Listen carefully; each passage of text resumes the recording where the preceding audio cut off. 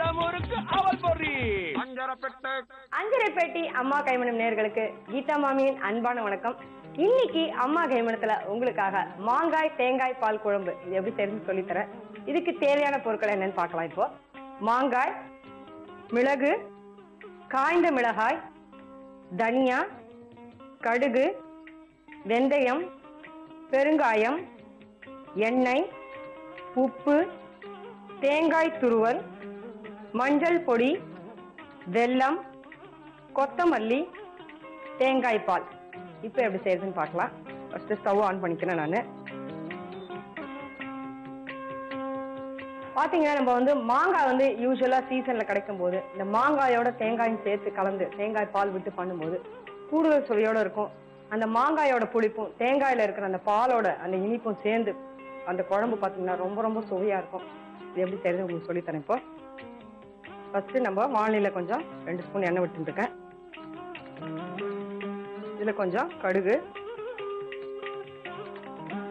வெந்தயம் கொஞ்சம் போட்டுருக்கேன். இதுல வெந்தயம் பாத்தீங்கன்னா ரொம்ப ரொம்ப உடம்புக்கு ரொம்ப நல்லது. நீங்க கோடை காலம் அந்த மாதிரி வரும்போது நீங்க மோர்ல இந்த வெந்தயம் போட்டு சாப்பிட்டீங்கன்னா ரொம்ப ரொம்ப நல்லது. அதே நேரத்துல வெந்தயத்தை வெறும வாயில போட்டுண்டு அப்படியே மோரை விட்டுருந்தாலும் நல்லது.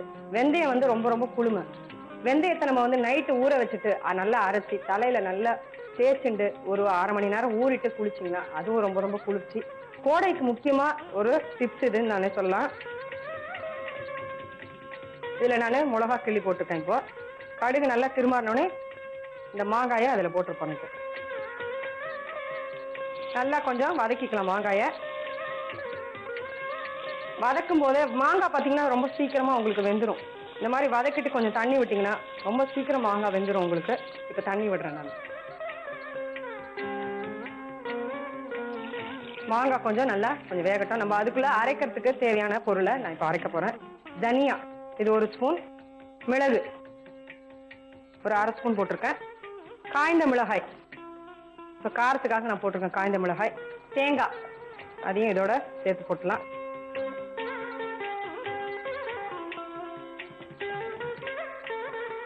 எப்பயுமே தனியா இந்த மாதிரி மிளகு காய்ந்த மிளகாய் இதெல்லாம் வறுக்காம போட்டீங்கன்னா சுவை பார்த்தீங்கன்னா ரொம்ப ரொம்ப கூடுதலா இருக்கும். இப்போ நம்ம ட்ரையா அரைச்சிக்கிறேன். ஃபர்ஸ்ட்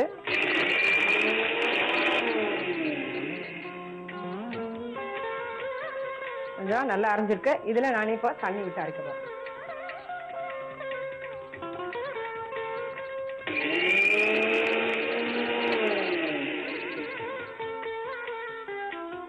பாத்தீங்கன்னா இதுல இந்த தனியா மிளகு அதோட வாசனை ரொம்ப ரொம்ப தெரியுது. அரைக்கும் போது அவ்வளவு வாசனை அடிக்கிறது.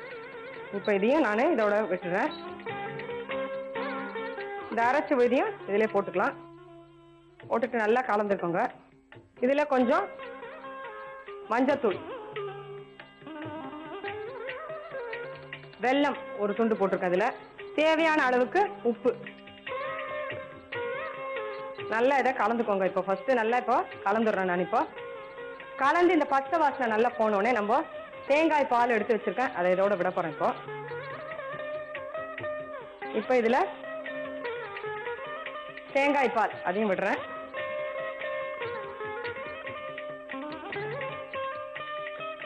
நல்லா அதையும் கலந்துக்கோங்க. தேங்காய் பால் விட்டு அதுக்கப்புறம் கொஞ்ச நேரம் கொதிச்சா போறோம், ரொம்ப கொதிக்க வேண்டாம். தேங்காய் பால் பார்த்தீங்கன்னா ரொம்ப ரொம்ப உடம்புக்கு நல்லது. வயிற்றுல இருக்க புண்ணை ஆற்றக்கூடிய சக்தி தேங்காய்க்கு உண்டு. அதே நேரத்தில் கொப்பரை அதையும் நல்லா சாப்பிட்டீங்கனாலும் ரொம்ப நல்லது. வாயில புண்ணு இருக்கும்போது கொப்பரை சாப்பிட்டீங்கன்னா ரொம்ப ரொம்ப உடம்புக்கு நல்லது. இப்போ நான் ஸ்டவ் ஆஃப் பண்ணிக்கிறேன். இதை ஒரு பவுல் எடுத்து வச்சுருங்க.